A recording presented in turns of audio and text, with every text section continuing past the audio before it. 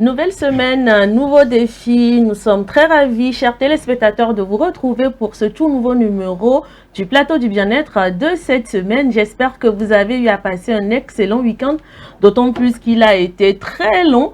J'espère que vous êtes vraiment d'attaque ce matin pour pouvoir démarrer en pleine forme cette journée. En tout cas, nous sommes là, vous le savez, c'est du lundi au vendredi de 10h30 à 11h30, bien entendu, sur la chaîne SOS Docteur TV pour vous procurer le bien-être fou, le plaisir intense chaque matin.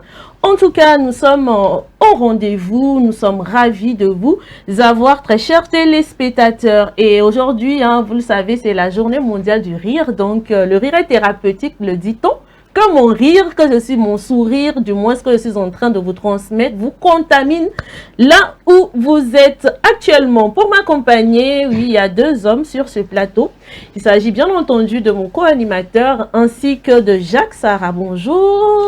Bonjour, bonjour. Comment vous allez? Ça va très bien, c'est la forme, on pète la forme. Oui, voilà. Très bien. Vos visages, je vais bien. Vos non, visages. mais tu sais, il ne faut pas se fier au visage. C'est la fatigue. Bon, si tu insistes, sinon, oui, bah, avec insistance d'ailleurs. Ouais, bien sûr, avec un peu de fraîcheur qui a saupoudré cette chaleur-là. Donc, on ne peut que se porter bien. On est en pleine forme quand même pour distiller de la bonne humeur, la bonne information et surtout le bien-être aux téléspectateurs. Voilà. En tout cas, nous sommes là et toujours ravis de vous accompagner pour vos matinées dans cette émission. Alors, Jacques, comment tu vas? Ça va, ça va. Le rire est thérapeutique, dit-on souvent. Et je pense qu'aujourd'hui, on aura le plaisir de rire encore ou d'apprendre à travers la série Les mots doc et ça ne sera que bénéfique pour nous. Rebonjour donc à nos chers amis téléspectateurs. J'espère que le week-end aussi a été. C'est vrai que par moments la pluie d'hier là nous a surpris un peu. Parce que... C'est vrai que ça a surpris quand même. Ouais, ça a surpris. On ne s'y attendait pas. Justement, on n'a pas tenu compte de la pluie dans les activités. Est-ce que vous voyez? Exactement. Mais bon, on a fait avec. Comme on sait si bien le faire d'ailleurs. Je pense que prochainement, il faudra vérifier la météo. Parce que moi, finalement, j'ai un réflexe. Je dois avoir le téléphone pour voir la météo chaque fois. Parce que ça n'avertit plus. C'est la meilleure chose à faire quand même. Même s'il y a des gens qui disent que ça ne correspond pas forcément. Ouais, ça dépend aussi. Quand même, c'est important de pouvoir vérifier la météo avant de sortir de chez soi. Sinon, hier, carrément, on a été surpris. On a été surpris. Moi-même, j'ai été surprise, franchement. Donc, Dieu seul sait comment je suis rentré hier. Je vous ai pas les détails. N'est-ce pas? Ah oui. Je étais quelque part. Je dis ça, je ne dis rien. Ben, tout ce que je sais, bien sûr. Elle a dit que le week-end a été long, mais la semaine est venue quand même. En tout cas, tout ce que je sais, c'est que ce matin, il est important de mettre en valeur l'importance du rire. Parce qu'à un moment donné, on en a besoin pour décompresser. Exactement. Et surtout les femmes, faites l'effort de vous trouver aussi des maris, des hommes qui sachent vous faire rire à la maison. N'est-ce pas? Par moment, parce que quand la maison devient, je ne sais pas moi, un camp de concentration ou un camp d'entraînement militaire, je ne pense pas que on pourra rire jusqu'à être épanoui, alors que le rire nous procure énormément du bien. C'est important. En tout cas, on reviendra dans quelques instants, bien entendu, dans l'info du jour sur les bienfaits du rire. Alors, vous savez très bien que quand on était petit, on me disait souvent d'aller à l'école, d'être assidu, que c'est l'école qui va nous permettre d'avoir une certaine stabilité financière et de devenir un grand quelqu'un. Grand docteur. Voilà. C'est souvent la phrase là, vous allez devenir un grand quelqu'un. Voilà. Est-ce que vous, étant adulte aujourd'hui, vous pensez que c'est l'école qui vous a permis d'être là où vous êtes? En tout cas, je me pose assez de questions. Je suis sûre également que nos chers téléspectateurs à la maison également se posent assez de questions. Du coup, aujourd'hui, nous allons parler de ça. Qu'est-ce que vous en pensez? C'est une très belle chose, très bonne chose d'ailleurs, parce qu'aujourd'hui, avec l'évolution technologique, voilà, là où tout va très vite, c'est assez spectaculaire ce qui se passe actuellement. Donc, c'est quand même important de revenir sur ces anciennes, je vais dire, pensées entre griffes, parce qu'aujourd'hui, les choses évoluent, les époques également ont changé. Donc, c'est important de revenir là-dessus pour voir réellement si c'était quand même, c'est pas une affirmation qui était meilleure ou bien qui continue quand même d'être toujours d'actualité de nos jours. Donc, c'est important de revenir là-dessus, d'en parler, et voilà, partager aussi les idées, essayer de voir comment on pourrait donc essayer d'adapter cela au siècle actuel pour permettre quand même à tout un chacun de se retrouver et donc de se relancer en bonne et due forme. En tout cas, tu l'as dit et c'est d'ailleurs la raison pour laquelle moi j'ai hâte. Et donc, on lance ainsi la causerie du jour avec le jingle.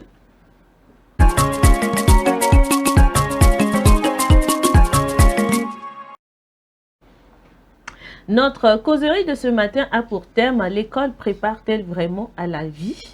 L'école prépare-t-elle vraiment à la vie?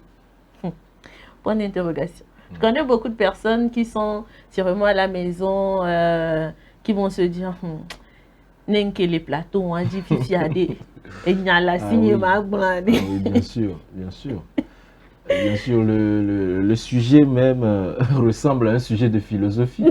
L'école prépare-t-elle vraiment à la vie? Oui. 4 heures de temps, et puis bon, voilà. Et c'est sûr que pendant les 4 heures de temps, là, même on n'aura pas fini. Oui, hein. bien sûr, parce que bon, les gens vont se défouler, et puis bon, les gens vont se rappeler de certaines choses, et vont vouloir tout écrire. Exactement. Et c'est quand même normal, comme tu le disais tout à l'heure.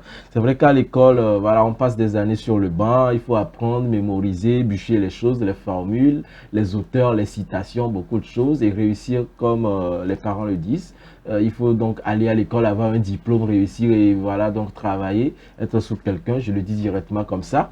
Mais après, en fin de compte, on se rend compte que déjà après les études, il y a également une autre réalité qui nous attend sur le terrain naturellement, parce que c'est comme si vous allez donc commencer une autre école, carrément de la vie, professionnelle bien sûr, sur le terrain. Parce qu'il y a aussi ce qu'on appelle l'orientation scolaire après les études, en quoi il faut donc s'orienter concrètement par rapport donc à la série ou bien ce que vous avez fait à l'école et comment évoluer normalement pour prospérer dans ce domaine. Certes, l'école, on ne va pas dire tout de suite que l'école nous prépare à la vie. Moi, je dirais plutôt que l'école nous donne plutôt certaines bases, voilà, pour pouvoir donc évoluer dans la vie. Parce qu'à l'école, on vous apprend à écrire, à lire, à compter. Vous arrivez donc à écrire votre nom. Vous savez comment il faut compter, comment il faut peut-être réagir ou réfléchir, résoudre certains problèmes et tout et tout.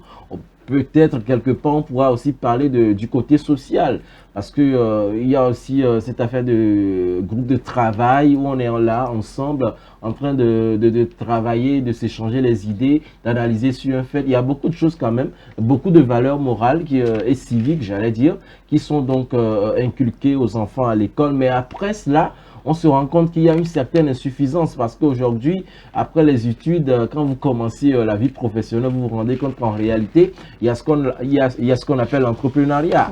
Il faut avoir donc les bases. Il y a ce qu'on appelle la résilience par moment. Pour se relever, avoir des coups et trébucher, savoir se relever et aller donc de l'avant au lieu donc de responsabiliser quelqu'un d'autre. Il y a aussi la prise de conscience, il y a la confiance en soi, il y a beaucoup de choses quand même qui se dégagent, qui sont donc des défis, on va pas dire des obstacles, mais des défis qui sont donc sur le chemin. Et donc ce qui fait que en réalité, moi je dis que ce sont des bases que l'école nous donne. Et donc normalement l'école aussi, il pouvait donc mettre ces différents points que je viens de donner dans son cursus scolaire pour permettre quand même aux élèves d'acquérir des connaissances pour pouvoir évoluer. Sinon, à mon avis, l'école nous donne des bases, parce que dans la vie, il y a une autre réalité, et c'est là où il faut aller donc suivre certaines formations pour se renforcer certaines capacités, et même dans la vie, vous découvrez certaines compétences. Et là, vous êtes obligé donc d'affiner, de perfectionner ces compétences-là, de les renforcer pour pouvoir aller donc de l'avant. Et finalement, on se retrouve carrément dans un autre domaine, autre que la série qu'on a faite à l'école, autre que les passions qu'on avait, parce que bon, la vie aussi donne ses réalités. On est obligé donc de s'adapter, parce que derrière, il y a peut-être les charges. Il y a aussi, parce que les parents disent, tu as déjà ton diplôme, donc c'est bon, il faut commencer un boulot, il faudrait que tu te prennes toi-même en charge. Et la famille aussi, il y a la pression, beaucoup de choses qui s'ajoutent, et donc finalement on est obligé donc de faire face à ces défis-là, pouvoir y travailler, relever, d'où je parlais à l'instant de la résilience, qui est d'ailleurs très très importante. Et puis bon, voilà, on évolue tout doucement, donc l'école donne des bases, et puis bon, la vie nous permet donc de pouvoir gravir les échelons en apprenant de nos erreurs. Je m'arrête là pour le moment. En tout cas. Alors Jacques, pour toi, est-ce que l'école nous prépare réellement aux réalités qu'on rencontre dans la vie adulte? D'entrée, je dirais non. Ok. Je vais être catégorique, je dirais non. Pourquoi non? Parce que quand on prend l'école, les réalités diffèrent. L'école que nous avons, le système éducatif que nous avons en Afrique diffère du système éducatif qu'on a en Occident. Oui. Quand on prend également les réalités de la vie que nous avons en Afrique diffèrent également des réalités de l'autre côté. Quand on dit également l'école, je sais que c'est un terme générique, mais il y a plusieurs types d'écoles. Quand je prends ceux qui sont du domaine des métiers, c'est aussi une forme d'école. Oui. Quand on prend ceux-là qui sont dans la vie active, c'est une autre forme d'école aussi. Quand on va prendre même l'agriculteur, c'est une forme d'école. Alors, reste à voir quel type d'école nous prépare aux réalités de la vie. Quand je prends ce qui nous vient directement à l'idée, l'école coloniale que nous avions connue, je ne pense pas que cette école nous prépare directement aux réalités de la vie. Cette école nous prépare à avoir les diplômes. C'est tout. Oui. Ne nous apprend pas à avoir des compétences. Des compétences. Avant l'arrivée du colon, on a connu des formes d'école en Afrique, dans nos sociétés traditionnelles. Et quand on parle de l'école, c'est quoi? C'est le fait de transmettre une connaissance, de transmettre des savoirs. Et chez nous en Afrique, comment est-ce que ça se faisait? C'était à travers des contes, des chants, des proverbes, même l'initiation à l'agriculture, parce que quand tu vas au champ, tu apprends. Et on t'enseigne également certaines choses. C'était aussi à travers les métiers. C'était aussi à travers les métiers. On apprenait. Et vous allez même voir dans notre tradition africaine, on parle de l'initiation. On vous initie à quelque chose. On vous apprend même ce que vous devez savoir sur la tradition. On vous initie même à la vie active. On vous apprend tout cela. Alors maintenant, c'est aussi une autre forme d'école qui diffère de l'école coloniale. Alors, qu'est-ce qui se passe dans l'école coloniale? L'école coloniale nous a préparé à prendre la relève d'après les colons. Parce que quand on a eu l'indépendance, les colons, c'est vrai qu'ils sont venus nous coloniser. Quand on a eu l'indépendance, il fallait quand même préparer la relève parce qu'ils devaient partir. Et que nous, nous occupions maintenant les postes administratifs et qu'on continue. Alors, il fallait quand même nous apprendre ce qui se passe dans l'administration.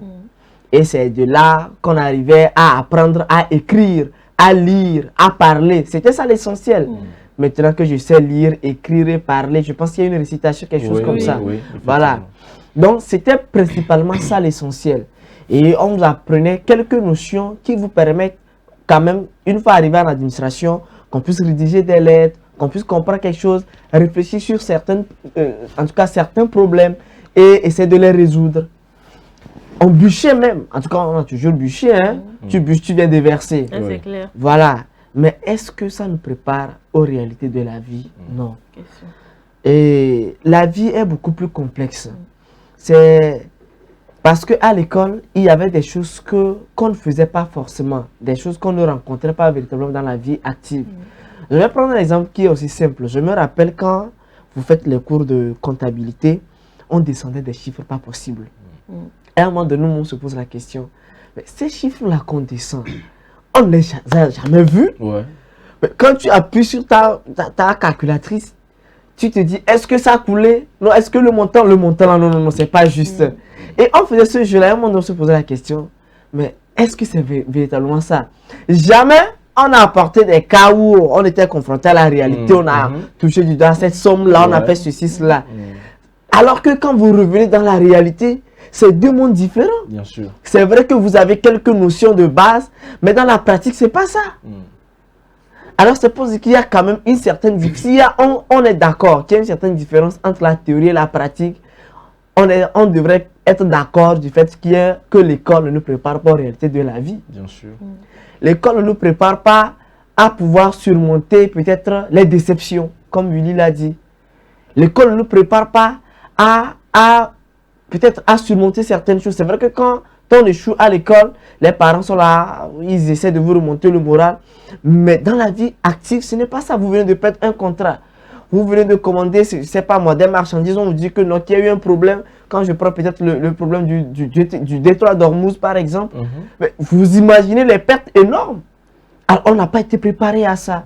Donc moi je dis, et même quand on prend notre système éducatif aujourd'hui, est-ce que c'est encore adapté à nos réalités? Je ne pense pas. Oui. Je ne pense pas. Alors ça veut dire que si aujourd'hui il faut revoir le curriculum, notre style et notre système éducatif, ça veut dire que notre système éducatif n'est pas adapté à nos réalités. Exactement. Parce que ce qui était conçu, c'était pour prendre la relève et continuer les affaires administratives. Mais aujourd'hui, c'est pas ça. Nous avons nos propres réalités. Et il faudra, je pense que maintenant, il faudra introduire cela. C'est vrai que quand on allait à l'école, on nous apprenait un peu ce qu'on appelle les travaux pratiques. Non, travail manuel. Travaux manuels, voilà, les TM. Oui. Voilà, c'est vrai qu'on nous apprenait un peu ça, mais c'était pas vraiment ça. En plus, on était tout le temps ensemble. C'était pas qu'on prenait les gens Exactement. en aparté. Exactement. Donc, l'école ne nous a pas aussi appris comment vivre socialement. C'est vrai qu'on nous disait, bon, en fait, ceci, mettez-vous ensemble, mais au fond, c'était pas ça. Oui. Aujourd'hui, c'est ça le danger d'ailleurs. On a vu des gens qui ont été très brillants à l'école, ils ont bûché, ils sont comme des machines, mais sur le plan humain, ces personnes manquent cruellement d'humanisme. Oui, c'est vrai. Ces personnes-là vont te faire quelque chose, tu vas te poser la question, est-ce que cette personne a véritablement fréquenté? Aujourd'hui, même vous prenez certaines personnes qui brandissent des diplômes pas possibles, mais quand vous les soumettez à certains problèmes, vous voyez le raisonnement de la personne, vous tombez de nu. Récemment, moi, je posais la question à un ami, est-ce qu'il est sûr que notre gars là, il a aussi fréquenté comme nous? Ça veut dire qu'il y a un problème. Il y a un problème. Il y a un problème. On se dit, j'ai le bac, j'ai ceci. Et c'est pour ça, parfois, moi, ça me dérange un peu quand, dans certaines familles, on vous dit, ton mari, là, il fait quoi? Et quand on apprend que le jeune, c'est pas quelqu'un qui est souvent cravaté, en costume, qui vient se dire, oh, il n'est pas responsable. Qu'est-ce que nous appelons un jeune responsable? C'est des sujets qui m'énervent. Parce que, parfois, vous allez voir des gens sortir dans de grosses cylindrées, très costumés, mais la personne ouvre la bouche et il y a un problème. Vous allez même voir des gens qui disent qu'ils ont des masters. La personne ne peut pas tenir 5 minutes de discussion. C'est des fautes pas possibles. Cette personne-là, mais elle a son diplôme. Mais en termes d'expression, il n'y a pas. On se pose des questions. Alors moi, je pense qu'aujourd'hui, il y a un sérieux problème. Il y a un sérieux problème et pour que l'école puisse nous permettre de nous adapter aux réalités de la vie, il y a un rôle des parents, il y a un rôle de la société aussi. Tenez-vous bien, dans le temps, on disait que l'enfant n'appartient pas à une seule personne. Oui. Et tout le monde pouvait éduquer l'enfant. Mais aujourd'hui, qu'est-ce qu'on voit à l'école? On ne tape pas l'enfant, on ne crie même pas sur l'enfant. Nos enfants à la maison, ces petits-enfants, ces poupées russes là, tu cries sur l'enfant, il n'est pas ça, il n'est pas ça, il va pleurer là, il va pleurer. Moi, c'est des choses qui m'énervent.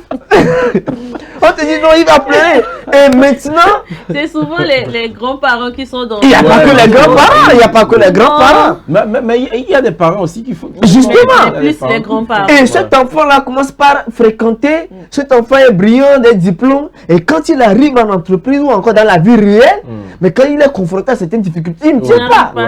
Il n'aime pas s'en sortir. C'est des gens soit qui... Soit vous allez vous dire que cette personne a des envies suicidaires, soit la personne voilà, a des sautes d'humeur tout le temps, soit ceci, soit cela. Parce que c'est trop de pression. C'est trop de pression. Il n'a pas été préparé à ça. Voilà. Oui. C'est vrai, l'école nous donne quelques outils, mais je ne pense pas que l'école nous prépare véritablement la vie active. Je me rappelle quand nous étions encore au lycée, je vais finir avec ça, notre directeur nous disait, mes chers amis, ne pensez pas que cette série que vous faites, vous serez appelés à être embauchés forcément dans ces domaines-là. Parce que la vie active est tout autre. On dit, oh! Mais pourquoi lui peut dire ça? C'est pour ça même nous on est là. Parce qu'on veut à la fin sortir avec des diplômes, vraiment être menti, être chevronné en ceci, cela. On dit non mais ça c'est pas normal, il veut nous décourager. Mais il a fallu. Il a fallu. C'est comme quelqu'un qui dit, mais est-ce que tu sais que notre premier de la classe, il est devenu pompiste de l'autre côté? Ouais. Les réalités de la vie. Surtout. Quand on était au cours primaire, il y avait un jeune qui était très brillant dans une classe, là il était premier, mais il a son BTS, mais actuellement... les choses de la vie, il est devenu vendeur de friperie, ça a devanture. Mais on doit apprendre. On doit dès maintenant faire comprendre à nos enfants que Tu fréquentes, c'est bien, tu étudies, mais ça te donne quelques outils pour mieux avoir une certaine ouverture d'esprit. Et il te faudra aussi d'autres choses qu'on doit t'enseigner pour te permettre d'être préparé aux réalités de la vie. Mais l'école, ça ne suffit pas. L'école, ça ne suffit pas. Et il faut aussi apprendre à nos enfants à être beaucoup plus humains. C'est comme la dernière fois, j'apprenais, hein, ça c'est sur le plan religieux, quelqu'un qui disait que quand on va à la catéchèse, ce n'est pas force. Parce qu'on dit, nous sommes tous des hommes, mais on n'est pas tous humains. Et ça, c'est vrai. Oui. Et quand on va, par exemple, à la catéchèse, ce n'est pas forcément pour être baptisé à la fin. Non, mais c'est pour apprendre à être plus humain. Et c'est la même chose quand on va à l'école. Il ne faudrait pas qu'on pense que l'école nous donne tout en même temps. Mais c'est faux. L'école nous prépare, nous donne, c'est tout comme quelques initiations. Mais on doit revenir pour faire certaines expériences de la vie.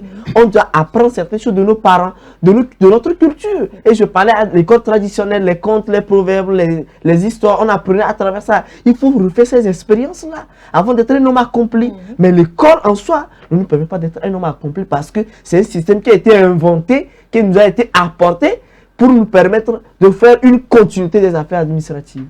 Pas une continuité des affaires de la vie courante. Voilà. En tout cas, vous avez raison, hein. Vous avez pleinement raison parce que c'est vrai, quand on va à l'école, franchement, on ne s'attend pas à voir les choses qui nous arrivent après dans la vie adulte. On ne s'attend absolument pas à ça. Et puis je me demande même, est-ce que les parents même se rendent compte du fait que l'école ne prépare pas forcément les enfants à devenir de bons adultes? Je me pose cette question souvent. Parce que on le dit, bon, emmener l'enfant à l'école, c'est essentiel. C'est comme c'est une règle préétablie. Voilà, exactement. Coup, on doit forcément suivre la règle là. Mais l'enfant va à l'école, c'est quoi la suite? Je voudrais qu'on apprenne un peu de ceci. Quand vous êtes un jeune, après le bac, vous dites à vos parents, je vais apprendre un métier. On pense que tu es un raté de la vie. Ah oui, ils n'aiment pas du tout. Oui. On te dit, moi, en tant que cadre de l'administration, moi, mon fils, mon fils, apprendre un métier, tu as vu ça où? Ça, tu sors de ma maison. C'est la mentalité. C'est comme ce que tu expliquais tout à l'heure. Il y a des choses qui ont été imposées. C'est inculqué dans leur tête. Donc, forcément, il faut avoir le bac, continuer dans cette logique d'administration. Tous mes enfants doivent avoir le master. Tous mes enfants doivent avoir la licence. Et un jeune a été confronté à ce problème-là. À un moment donné, il a défié le parent. Il a dit, mais papa, je suis désolé. C'est la même chose. Aujourd'hui, il faut arriver à comprendre une chose. C'est quoi ta passion? Vous voyez chez les Blancs, ceux-là même qui nous ont apporté l'école, voyez un peu, un petit enfant de, je ne sais pas moi, 5 ans, 6 ans. L'enfant est passionné du football. Voilà. On l'inscrit déjà dans un centre. Voilà, dès le bas âge. Dès le bas âge. C'est bon. Il va certes à l'école, mais c'est pour apprendre à raisonner, à écrire, à lire les contrats, savoir certaines choses. L'orientation correcte. Mais cet enfant-là, sa passion-là, son football-là, il est à fond dedans. Oui. Oui. Mais pourquoi nous, on ne veut pas comprendre ça? Tu dis, tu vas apprendre où encore tu vas à l'école? Il y a une fille qui est au campus. Et à un moment donné, elle a échangé avec sa maman. On l'a fait inscrire pour apprendre la couture. Tout le temps, elle a un problème avec son papa. Le papa dit, voilà, on vous demande d'aller à l'école, tu vas apprendre un métier. Mais la fille va avoir sa licence cette année. Mais qu'est-ce qu'on veut comprendre? Et bizarrement, après quand il est dans les difficultés, il vient demander à la fille, prends ce tissu-là, fais-moi quelque chose. J'aurais été à la place de la fille. Ben, non, mais tu ne peux pas dire non. Ben, il va payer. Non, tu ne peux pas demander. Moi, il va payer. Il va payer. Je suis désolé. Une fille depuis la classe de 3e, elle aidait sa maman. La dame était coiffeuse. Elle aidait sa maman. Je vous dis que jusqu'à ce qu'elle n'ait son bac, elle a passé son examen, elle a son CFA, elle a son bac. Wow. Et elle a continué à l'université. À un moment donné, elle avait des difficultés. Aujourd'hui, elle a son atelier, elle est patron et elle travaille librement. Elle est à l'aise. Tranquille. Alors c'est pour dire qu'à un moment donné, essayons d'orienter nos enfants. Ils vont certes aller à l'école, mais c'est quoi leur passion? Il y a un jeune qui a fait la G2, je vais finir avec ça, qui a fait la G2. Après le bac, il ne pouvait plus continuer. Il s'est aventuré dans la menuiserie aluminium. Un jour, il a présenté une facture à un client. Le client a vu la facture. Il a tellement réfléchi, il a dit, viens, tu as fait la G2, tu as fait la comptabilité. C'est là, il a souri. Il lui dit, mais quand vous voyez des gens, ne pensez pas qu'on n'a pas étudié, on n'a pas fréquenté. Mais il demande, mais comment quelqu'un à lui, comment il a pu présenter, c'était tellement bien fait, c'était propre pourquoi. Alors c'est pour dire que tout ce que nous apprenons, d'une manière ou d'une autre, on aura besoin de ces connaissances-là. Et donc cette excellence-là que nous cultivons à l'école doit aussi nous accompagner dans la vie active, mais dans ce que nous aimons, dans notre passion. Mais si tu es paresseux à l'école, tu es quelqu'un qui ne prend rien au sérieux, ne sois pas étonné que dans la vie active, que tu sois confronté à des choses comme ça. Soit tu te retrouves dans quelque chose que tu aimes véritablement. Sinon, ça va te suivre quand même. Voilà. Bien sûr. Je voudrais même renchérir tout ce que Jacques a dit tout à l'heure pour dire que j'ai un ami aussi comme ça. On a fait le lycée ensemble après le bac. Lui, il a dit clairement à son papa qu'il ne veut pas faire des études universitaires très longues, qu'il a envie juste de se spécialiser.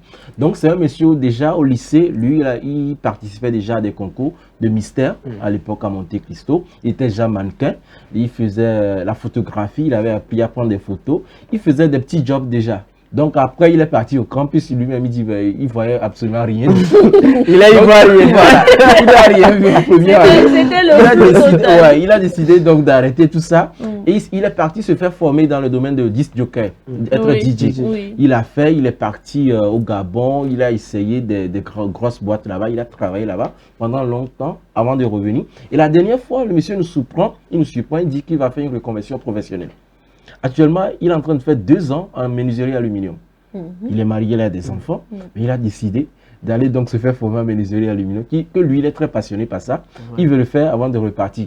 Et il le fait, il va au boulot, normalement comme un apprenti.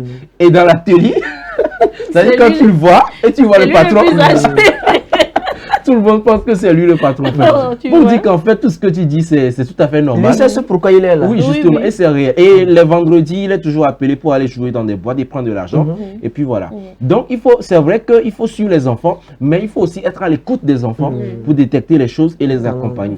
Parce que de l'autre côté, il y a aussi le côté responsabilité de la chose. Certes, il y a les enseignants, il y a les parents, il y a les élèves, mais il y a un sens de responsabilité accru. Déjà, il y a des parents, pendant les vacances, ils amènent leurs enfants peut-être au marché avant telle chose à commencer. Ça, c'est de très bonnes initiatives qui préparent quand même l'enfant à un certain nombre de choses. Exactement. Et vous allez voir qu'il y a des enfants qui sont passionnés par la vente et ils continuent après, ils se performent avec des formations et puis paf, c'est lancé comme ça, ils deviennent des gros commerçants. En fait, ce n'est pas des trucs à négliger, mais je pense qu'aujourd'hui, il va falloir un certain lien peut-être entre l'enseignement et les valeurs civiques et morales qu'on donne aux enfants pour essayer de voir comment orienter ces enfants pour qu'à la fin, avec la réalité actuelle, ils puissent donc s'adapter très vite et aller de l'avant. Aujourd'hui, c'est important que pour qu'on parle de l'intelligence financière, l'éducation financière à l'école, c'est pas forcément faire la comptabilité actif-passif, d'accord, mais aujourd'hui, avec la réalité, il faut savoir comment gérer son argent et gérer les dépenses pour être à l'abri. Il faut savoir que quand tu as 100 000, il faut savoir comment gérer et générer d'autres revenus. Il faut apprendre aujourd'hui l'investissement, pas forcément l'épargne, mais aussi l'investissement au jeu dès le bas âge, parce que dans l'avenir, c'est ce à quoi tu seras confronté. Si tu n'arrives pas à investir, tu vas trouver la fille de quelqu'un, tu vas le marier, tu vas le garder. Et ça, tout ça, c'est des gestions en fait. C'est des choses très importantes qu'il faut faire. Tu as parlé du côté social. Il y a des gens aujourd'hui, quand ils vont voir leur belle famille, même les salutations, c'est merci. C'est très compliqué. Merci. Tu veux pas aller voir la belle famille, tu dis bonjour. Non. Et puis tu te tiens debout comme un poteau, un bois sec. Pire, c'est pas possible. Tu te présentes sans rien dans la main. Oui, même si c'est débraillé même. Franchement, je pense que lui, il est déjà arrivé, il est un théolo, donc c'est déjà bon. C'est des trucs très importants. C'est des trucs qu'il faut vraiment apprendre. Et puis on le dit souvent, et on a nous l'opportunité de rencontrer des personnes qui sont très âgées, des personnes qui ont vécu, qui ont eu à faire des expériences, des personnes qui comprennent réellement nos arrière-grands-parents. Je ne parle pas des grands-parents, des arrière. Il y a dans des familles des arrière-grands-parents. Je pense que l'occasion peut se présenter pour qu'on puisse aller rendre visite à ces personnes-là, s'asseoir, discuter avec elles et voir comment est-ce qu'on peut véritablement comprendre la vie. Parce que la vie, elle est comme ça, mais attention. Je dis, vous et moi là, durant toutes ces années-là, qu'est-ce que les diplômes-là nous ont rapporté? Ah, oui. Question. Moi, je dis toujours, tu sais, affaire de sinus, cosinus, je n'en ai pas besoin quand je dois monter sur scène pour aller animer un événement, je n'ai pas besoin de sinus. Non, sérieusement, parce que tout ça, il y a des gens qui n'ont pas tout ça. Hein. Mais je vous assure que ces personnes sont quand même arrivées à réussir leur vie. Bien sûr, bien sûr. Mais on pense que ces personnes, parce qu'elles n'ont pas tel diplôme, sont des ratés de la vie. Il y a un monsieur qui, tout son parcours là, c'était le grand frère qui les finançait. Il est bouché à son côté. Il les a financés du couple, mais jusqu'à l'université et les études de l'autre côté. Et un jour, tout le temps, il vient au village, il faut argent de poche. Et il dit, c'est quelle étude vous faites depuis plus de combien d'années là? Et tout le temps que vous fréquentez. Mais jamais vous n'avez inventé quelque chose de la vue. Depuis là, c'est avion, ils veulent faire. Qu'il n'a rien vu, mais depuis là que vous fréquentez. Lui, il sait que quand quelqu'un va, par exemple, pour apprendre la couture, après quelques années, la personne est capable de vous reproduire une tenue. Mais tout le temps que vous allez à l'école, si c'est avion, dites-le nous, on va voir que vous avez fabriqué quelque chose. Ça faisait quand même rire. Mais c'était du sérieux. C'est vraiment important hein, parce que bon, on va pas cesser de le dire. C'est vrai, l'école nous apprend à lire, à bien nous exprimer, à pouvoir écrire et tout ça. Mais la vie, elle est carrément autre chose. L'école ne nous prépare pas réellement aux réalités que la vie nous offre. Je pense que comme, je sais pas si c'est Jacques qui l'a dit, c'est important d'associer également les parents, la société et tout ça. Il y a de ces parents qui n'aiment pas qu'on touche à leurs enfants. Alors que quand vous avez des enfants, vous ne pouvez pas éduquer seuls vos enfants. Les éducations diffèrent, certes, mais c'est vraiment important d'avoir des avis extérieurs. Parce que votre enfant, par exemple, n'est pas amené tout simplement à rester dans votre cocon toute sa vie. Il doit sortir de là, il doit faire de nouvelles expériences, découvrir de nouvelles choses. Du coup, quand l'enfant n'est pas préparé à l'âge adulte, c'est vraiment compliqué. Il y a un ami qui me disait la dernière fois que, Blandine, franchement, la vie d'adulte, là, c'est difficile. Je lui dis oui. Avant, on était là, on n'avait pas de factures, on n'avait aucune charge. C'était la belle vie. On n'avait aucune charge. C'est-à-dire, on était là seulement, on vivait. Et là, c'est l'erreur que les parents ont fait et on en souffre aujourd'hui. Donc, à nous maintenant de corriger cela par rapport à nos enfants pour que eux ils ne puissent pas souffrir comme nous on souffre aujourd'hui. Du coup, oui, il faut que l'enfant aille à l'école, mais poser des questions à l'enfant. Sachez connaître réellement ce que votre enfant aime. Qu'est-ce que l'enfant veut faire? Connaissez le talent de l'enfant. On dit on suit les colons, mais faisons comme eux en fait. Prenons la vie du bon côté. Voilà, le petit, tu vas le voir, il te dira, moi j'ai commencé le violon à l'âge de 2 ans, à l'âge de 5 ans. C'est non pas celui qui fait la musique là-haut, c'est un raté de la vie. Pire, tu deviens humoriste. Donc toi tu vas faire rire, c'est pas les gens. Il faudrait ton travail. Non mais franchement, il faudrait qu'on change de mentalité. La vie évolue, la vie évolue. Si vous n'avez pas, je ne sais pas, ces moyens-là de pouvoir éduquer vos enfants comme vous le pouvez, laissez les enfants dans de bonnes mains en fait. Laissez-les dans de bonnes mains parce que après, c'est eux qui auront à souffrir. Et vous ne serez pas forcément là. L'école leur apprend à lire le contrat, mais l'école ne leur apprend pas, par exemple, comment épargner, comment investir. L'école ne leur permet pas de pouvoir apprendre comment est-ce qu'il faut payer ses factures, comment est-ce qu'il faut gérer le stress en entreprise. Même si l'école apprend à gérer les factures, ça reste il y a forcément la réalité. Nos mamans attachaient leur argent ici, mais elles savaient mieux gérer. Exactement. Bien sûr. Exactement. Tu donnes une somme de, je ne sais pas, 50 000 francs par exemple, je dis ça, je dis rien, à une maman, pour qu'elle puisse faire, je ne sais pas, disons 1 mois avec. La maman, elle est capable de pouvoir gérer les 50 000 francs, même épargner dans les 50 000 francs. Oui, bien sûr. Alors que nous, aujourd'hui, là...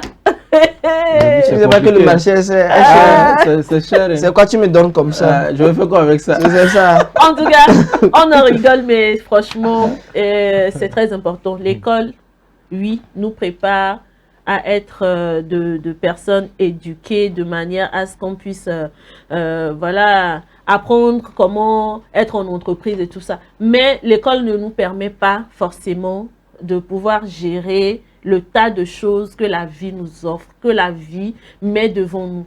du coup, c'est très important de revoir ce côté de l'éducation-là pour que nos enfants ne puissent pas en souffrir après.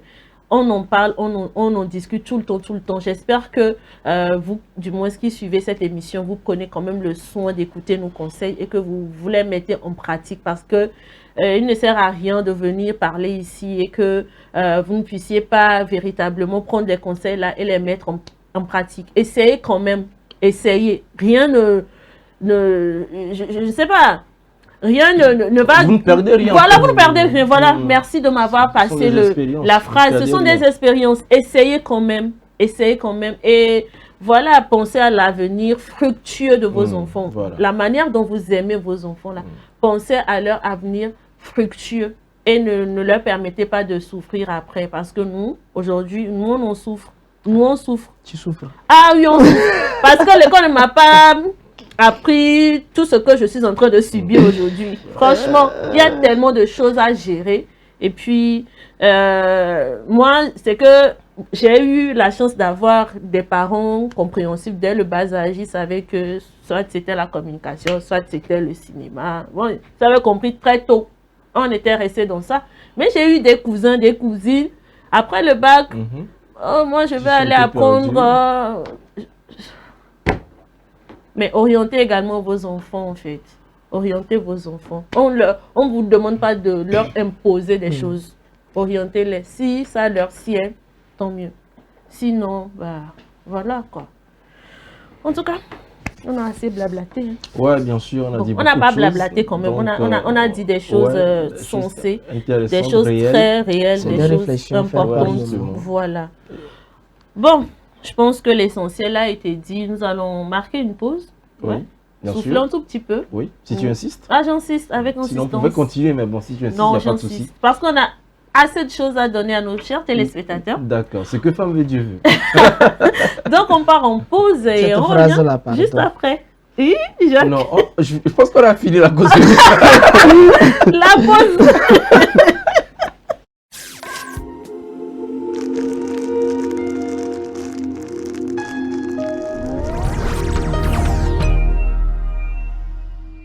À l'hôpital, quand on est malade, stressé ou pressé, chaque minute compte. Chercher la bonne personne ne devrait jamais être une source d'inquiétude supplémentaire. C'est pourquoi, au Togo, une nouvelle mesure est désormais en vigueur dans les formations sanitaires. Le personnel de santé porte des tenues réglementaires harmonisées, facilement reconnaissables grâce à un code couleur simple et clair. Par exemple, blanc, c'est le médecin. Blanc au col bleu, c'est l'infirmier. Rose rayée, c'est la sage-femme.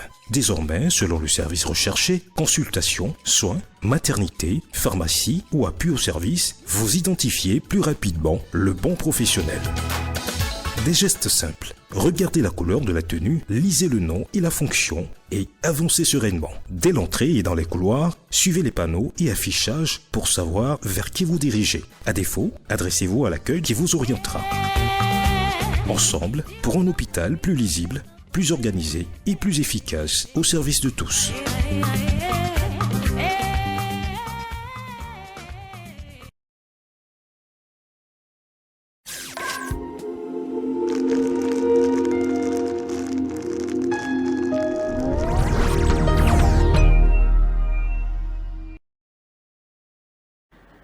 Voilà, nous sommes donc de retour dans cette émission. Après la causerie, nous allons bien entendu aller avec la deuxième rubrique de cette journée. Il s'agit bien entendu de l'info du jour.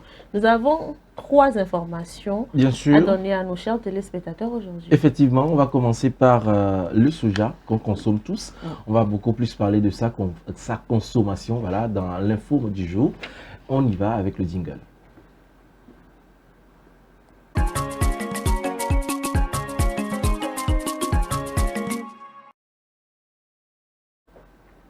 Voilà, je vous le disais à l'instant qu'on va parler de la consommation du soja. Eh bien, c'est le fromage de soja s'impose quand même de plus en plus dans les habitudes alimentaires. Et cependant, c'est des conditions de production parfois critiquées dans certaines unités de transformation qui suscitent des inquiétudes chez les consommateurs. On va ensemble suivre ce reportage de nos confrères de Bénin TV. On revient. Le fromage de soja s'impose au fil du temps dans les assiettes béninoises. Alternative prisée à la viande et au poisson, Il séduit par sa polyvalence et son goût unique. Avec du piment vert ou rouge, comme tu veux, tu prends, tu es satisfait. De 100 francs jusqu'à 200, 300, la sauce est bien bondée et vraiment les enfants sont tellement dans la joie. À la maison, on est bon et on mange. Quand tu manges, tu te sens bien quoi. Mais derrière cet engouement, certains affirment que sa consommation pourrait nuire à la santé. Le fromage soja n'est pas en lui-même un problème, ne constitue pas en lui-même un problème pour la santé des populations. Là où on devrait avoir des points d'attention, c'est sur le diagramme de production. Il y aura un lavage, un trempage dans la même journée. Il doit y avoir une cuisson. Après la cuisson, il y a la fermentation qui dure environ 3 jours. Et ensuite, il y aura la phase de fabrication du fromage lui-même. La transformation du soja exige un temps de fermentation capable d'éliminer les facteurs antinutritionnels. L'accumulation donc de ces facteurs antinutritionnels, puisque l'alimentation étant quotidienne, pourrait prédisposer les uns les autres à développer des pathologies, notamment les troubles liés à la digestion, les troubles liés au fonctionnement hépatique et qui peuvent avoir même des entraînements vers les troubles rénaux. Ce qui est cancérigène, ce sont les pesticides mal utilisés qui laissent des résidus dans ces produits et ces résidus se retrouvent dans nos assiettes après. Je pense qu'on peut rassurer les gens en disant la consommation de soja et de fromage de soja ne pose pas un problème de santé publique aujourd'hui. Le risque d'affection lié à une mauvaise préparation du fromage de soja. Faut-il s'alarmer ou garder une prudente réserve? La question reste ouverte et le débat plus que jamais d'actualité.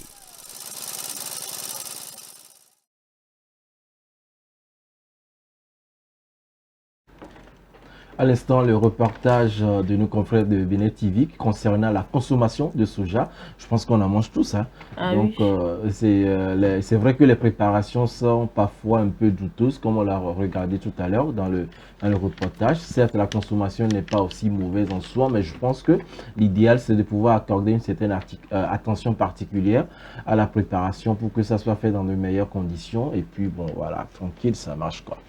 Et quand on mange le soja, on est bien rassasié, on est à l'aise et puis on est content, on est en joie et on rit tout simplement, n'est-ce pas? N'est-ce pas? Exactement, hein, on en rit comme je viens de rire. C'était comme si je sentais l'odeur du soja. Je pense voilà. qu'à la fin de l'émission, Le message est passé. n'est-ce pas? Voilà. Donc si un téléspectateur nous regarde actuellement, il sait ce qu'il faut faire.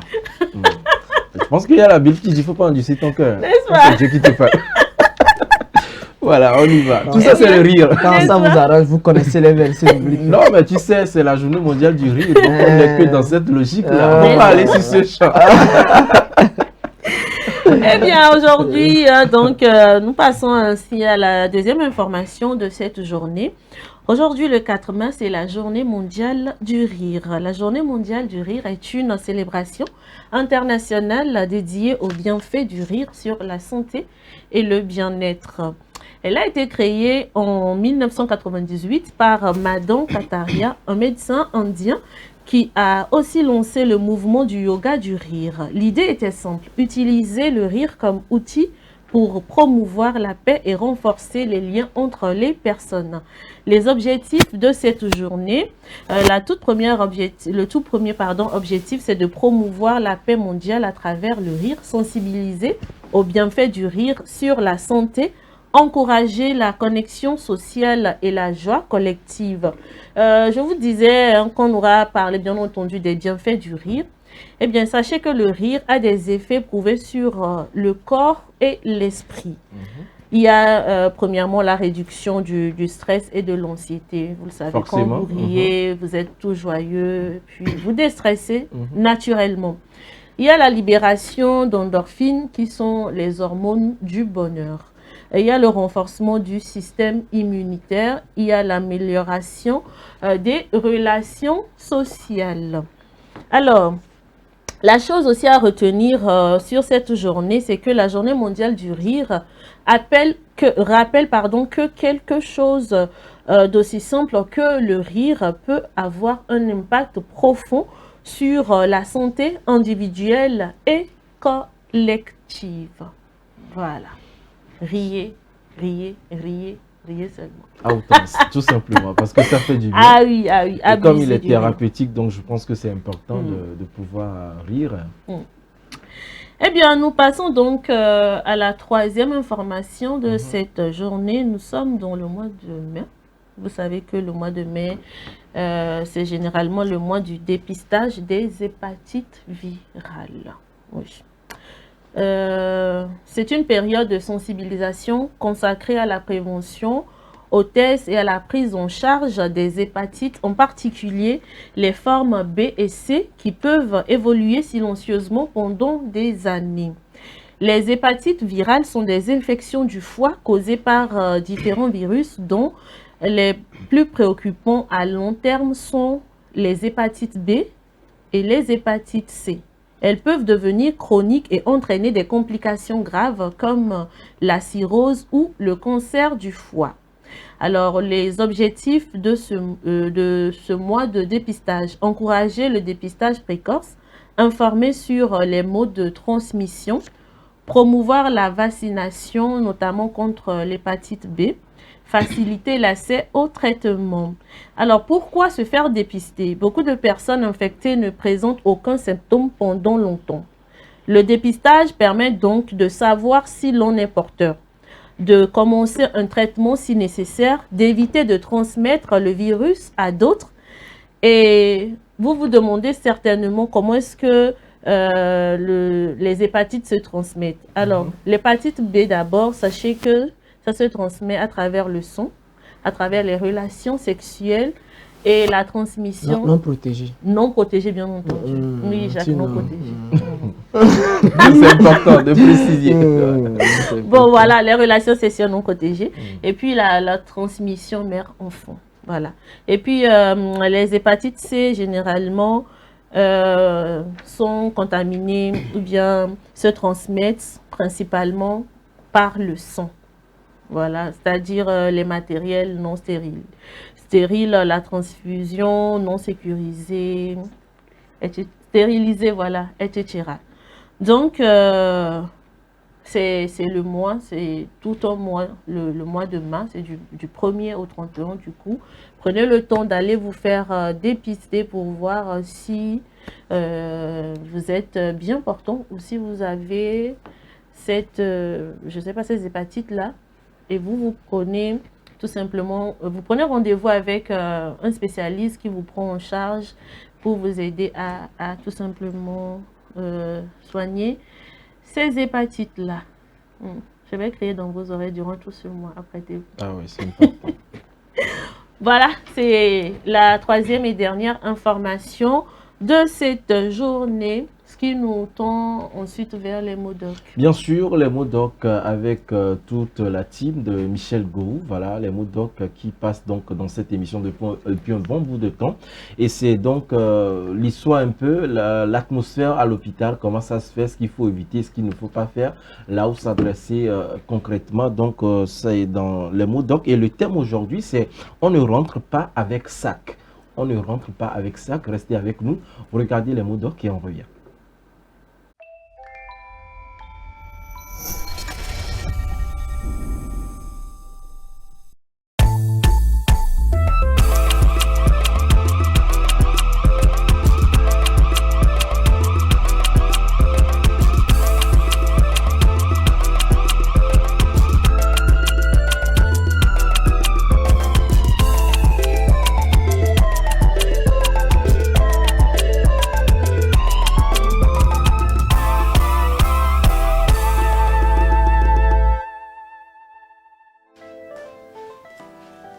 Bonjour monsieur. Bonjour madame. Je viens voir un malade. Pardon? Je viens voir un malade. Ah, d'accord. Quelle chambre? La chambre 7.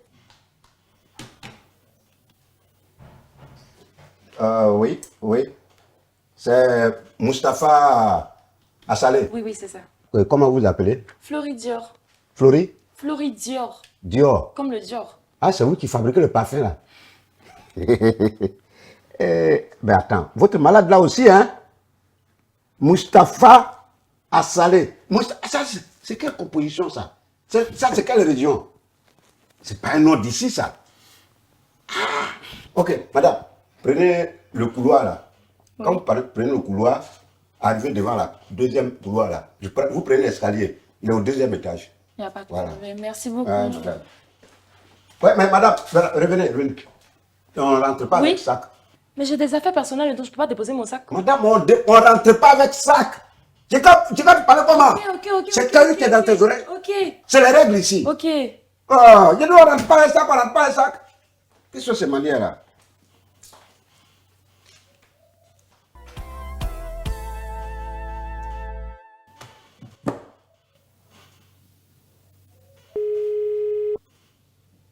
Oui, allô? Oui, chérie, comment tu vas? J'ai un cadeau pour toi. Tu vas adorer. Et puis, c'est ta couleur préférée même. Je sais, ouais, ok, à ce soir. Merci. Merci beaucoup, monsieur. Est-ce que je peux avoir mon sac, s'il vous plaît? Ah, ça a été? Oui, très bien, merci beaucoup. Ça a été un plaisir. Monsieur? Oui. En montant les escaliers, j'ai laissé mon téléphone dans le sac. Mais vous avez fouillé en haut là-bas? Je ne suis pas montée avec mon téléphone. Vous-même voyez? Non, le téléphone n'était pas dans le sac. Comment vous savez même que le téléphone n'était pas dans le sac? Hein? Répondez, comment vous savez qu'il n'y avait pas de téléphone dans le sac? Quand tu montais là, tu avais le téléphone en main. Quelle main? Monsieur, j'ai laissé le téléphone dans le sac avant de monter. Là, je ne trouve pas le téléphone. Le téléphone ne peut pas disparaître. Mais c'est... J'ai laissé. Tu as peut-être remis à quelqu'un. Remis à qui? Est-ce que vous connaissez ta fréquentation? Allez le chercher là où vous l'avez laissé. J'essaie de vous expliquer. Je dis, le téléphone n'est pas resté ici. Non. J'essaie de vous expliquer qu'en montant d'ici, j'ai laissé mon téléphone dans le sac. Je suis montée, je viens, le téléphone n'est plus là. Madame, bonjour. Bonjour, monsieur. Je suis le médecin en chef de l'hôpital. Oui, bonjour. Vous allez bien? Je vais bien, vous? Ça va, merci. Monsieur Go. Docteur. Qu'est-ce qui se passe? Voilà. Quand la dame est venue, elle dit elle s'en va voir chose. Qu'elle a son copain qui est hospitalisé ici, à Salé Roger, ou bien je ne sais pas, à Salé Best. Chambre 7, monsieur Assalé. Oui. Voilà. Ouais. Donc, quand je lui ai dit, il faut partir. Elle a insisté pour laisser le sac ici. Maintenant, elle vient me dire... J'ai insisté. Go. Monsieur, appelez le numéro là. Non, c'est pas la peine d'appeler. Pourquoi on va appeler le numéro? Madame, donnez-moi votre numéro. Non. Mais c'est la seule chose à faire, c'est ce que tu aurais... Mais tu peux m'écouter à la fin? J'ai pas que ça à faire. Donnez-moi votre numéro, c'est ce que tu aurais dû faire depuis. Un téléphone, ça peut s'oublier partout. C'est quoi le problème? Go, tu me lâches. 00. Oui. 00. 2 fois le 07. Ok. Mais c'est quoi? On va appeler pour voir le téléphone de la SSM. Donc vous avez dit... Voilà maintenant. Monsieur. Voilà ça. Qui a mis dans ma poche? Qui a mis dans ma poche? Qui a mis? Donnez mon téléphone. Bienvenue au quiz game du jour des MODOC. À l'hôpital, pourquoi faut-il respecter les consignes de sécurité? A. Pour faire perdre du temps. B. Pour protéger les patients et visiteurs. C. Pour décorer les lieux. D. Pour éviter les soins. Envoyez votre réponse via WhatsApp sur le +228 70 18 43 43 et gagnez divers lots, des bons de consultation, un bilan de santé, une super enveloppe de 10 000 francs et plein d'autres surprises dans le fou rire avec Michel Gou. Les gagnants seront tirés au sort parmi les bonnes réponses chaque vendredi dans votre émission Le Plateau du Bien-être. SOS Docteur TV, la chaîne utile, la télé qu'il vous faut. Voilà, à l'instant, les MODOC avec Gorou, on ne rentre pas avec ça, voilà. Bon, on est toujours dans le sillage du rire, donc il fallait en profiter tout simplement avec Michel Gorou. Donc ça nous ramène à la prochaine rubrique, défi de la semaine. Vous le savez, chaque lundi, il y a défi de la semaine, il y a un défi voilà, qu'on partage avec vous, chers téléspectateurs, pour vous maintenir en bonne santé. On va y aller juste après le jingle.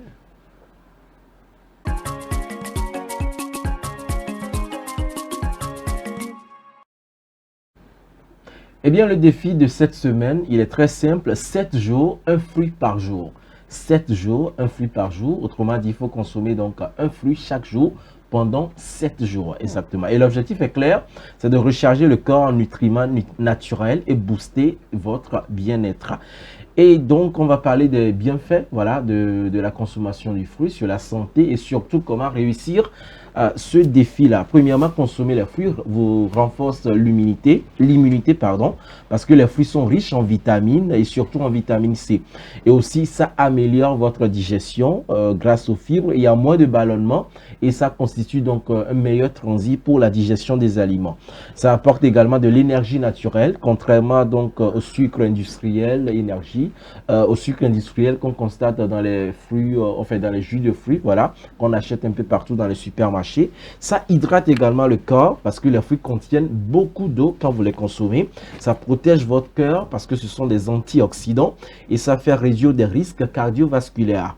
En dernière position, ça améliore l'état de la peau. Voilà, un teint plus frais, plus éclatante, tout simplement. Comme vous nous voyez ici en studio. Voilà, en fait, moi, principalement parce que j'en consomme. C'est pas pour Jacques et Blondie. Une chose est sûre, tu ne peux pas consommer plus que moi. Quand tu m'attends de blandiner, non, mais... Tu peux comparer. Bon, de toute façon, jusque-là, je suis juste en train de parler. Regarde mon thé. Ça, c'est l'hydratation due à la consommation des fruits. Voilà. Bon, d'accord. Si tu vous pensez que moi, je suis un négro black. D'accord. Alors, chers téléspectateurs, comment vous pouvez arriver à réussir ce défi-là?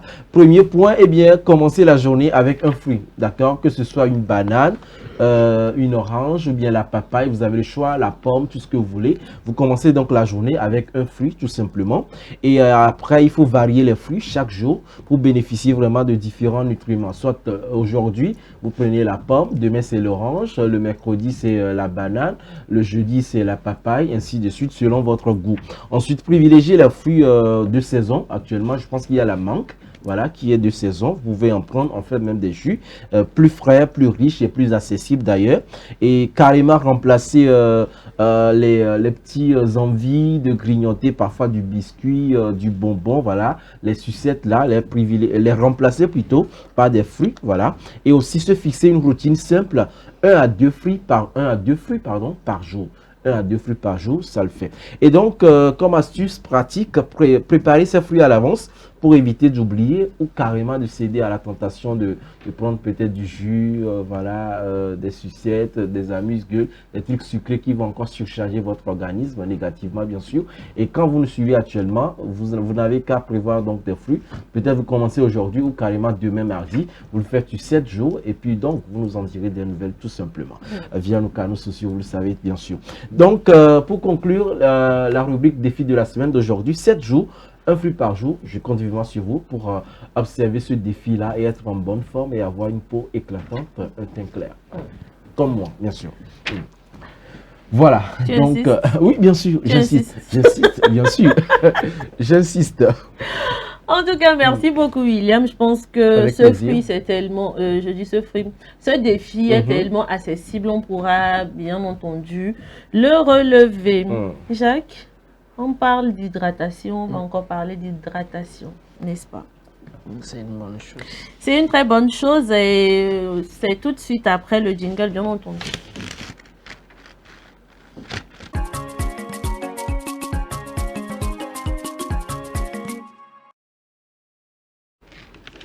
Alors, boire de l'eau, un geste simple, mais aux effets parfois surprenants sur notre corps. Certains affirment même qu'une bonne hydratation peut améliorer la forme physique et donner meilleure mine. Alors, mythe ou réalité? Que sais-je? Merci. Mythe ou réalité, que sais-je? On en parle parce que ça a été même un sujet de discussion. J'ai promis aux téléspectateurs revenir donc sur cette thématique-là. Je me rappelle. Est-ce que boire, s'hydrater ou encore boire régulièrement de l'eau fait prendre du poids?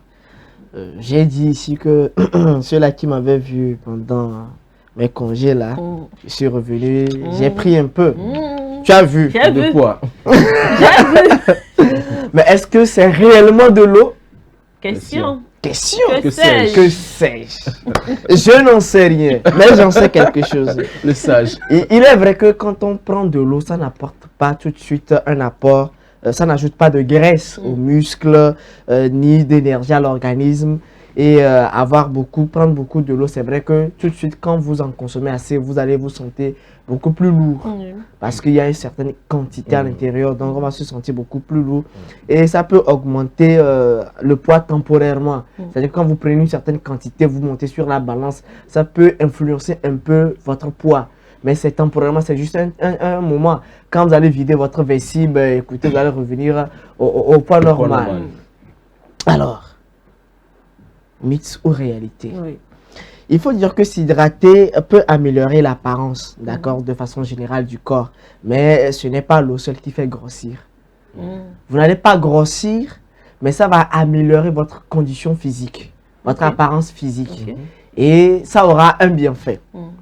Alors, quand vous êtes souvent déshydraté, soit vous êtes fatigué, ce sont les effets de la déshydratation. Vous êtes fatigué, il y a amaigrissement et tout de suite on parlait de peau, certains qui disaient qu'ils avaient une peau comment là, claire ou quoi là, comme si moi j'avais une peau terne. Si tu le dis. En tout cas, donc on peut avoir une peau aussi terne quand on est déshydraté. Donc ce sont les effets là de la déshydratation et ces personnes qui sont beaucoup plus déshydratées ont donc cette corpulence. On pense que ce n'est pas vraiment ça. Alors, qu'est-ce qui va se passer? Quand vous buvez régulièrement de l'eau, alors le corps retient mieux l'eau dans les cellules. Et donc, la peau devient plus lisse, le visage moins creusé, et ça donne une impression de forme. Ça donne une impression de forme. Et donc, ça va aussi améliorer la digestion. C'est là où ça devient intéressant. Vous aurez beaucoup plus d'appétit, ça améliore le transit, l'absorption des nutriments. Et, tenez-vous bien, il peut mieux, c'est-à-dire celui-là qui s'hydrate, peut mieux manger maintenant. Maintenant qu'il a plus d'appétit, plus de transit, il peut mieux manger maintenant, mieux assimiler et donc reprendre un peu de poids indirectement. Parce que vous mangez mieux maintenant, le corps va puiser dans ce que vous mangez, les nutriments nécessaires et vous allez améliorer votre poids, votre forme et ainsi de suite. Voilà. Et ça améliore également vous aurez plus d'énergie au quotidien. Donc, il y aura une bonne hydratation, va permettre une bonne circulation sanguine, les performances physiques et la récupération. Et donc, vous pouvez être beaucoup plus actif et donc ce qui va améliorer votre silhouette. Donc, ça va améliorer la silhouette, on va se dire. Et puis, quand vous hydratez, vous mangez bien avec un peu de repos. Donc, tout ça là va améliorer votre silhouette. On va penser que c'est l'eau que vous prenez régulièrement qui influence et pourtant, l'eau vient déclencher tout un processus qui entre en jeu et ça permet maintenant à l'organisme d'en bénéficier. Alors, et pour effet combiné avec de l'eau, très souvent, cette personne qui boivent régulièrement de l'eau peuvent commencer par mieux dormir, bien dormir, d'ailleurs manger bien et prendre bien soin d'elle, quoi. Cette personne prend mieux soin d'elle. Et voilà un peu. Donc, c'est pas l'eau. S'hydrater peut améliorer votre apparence, votre silhouette, mais légèrement, mais ce n'est pas l'eau qui vient améliorer ou encore ça n'a pas un impact sur la graisse, le poids qui va s'ajouter à votre organisme, mais ça va déclencher tout un processus pour permettre à votre organisme de bénéficier de ces bienfaits. Intéressant. Cette rubrique-là, le savoir est contagieux. Ah, ça, l'antiseptique de l'ignorance, c'est ce que vous voyez. Que sais-je? En tout cas, l'information est passée parce que... Donc, hydratez-vous, faites-vous important, plaisir pour éviter donc d'être fatigué, les fatigues, l'amaigrissement, avoir une peau terne, il faudrait qu'on évite cela, qu'on s'hydrate régulièrement. Hydratez-vous, surtout que nous sommes en période d'intense chaleur. Effectivement. Oubliez la pluie d'hier, là, elle est juste venue nous bluffer un tout petit peu. Hydratez-vous, c'est très important. Merci beaucoup, Jacques, de nous éclairer tout le temps à travers ta rubrique. Que sais-je? Merci également à toi, Willy. Merci également à nos chers téléspectateurs. Quand je me mets à dire merci, merci, merci, vous le comprenez, c'est que nous sommes arrivés au terme de l'émission de ce matin. Merci à vous de nous avoir suivis. On se donne rendez-vous demain matin, c'est la bonne nouvelle, pour un tout nouveau numéro de cette émission. Je dis également merci à toute l'équipe technique du jour. Prenez soin de vous et surtout continuez de suivre SOS Docteur TV pour ne rien rater des informations santé. À demain.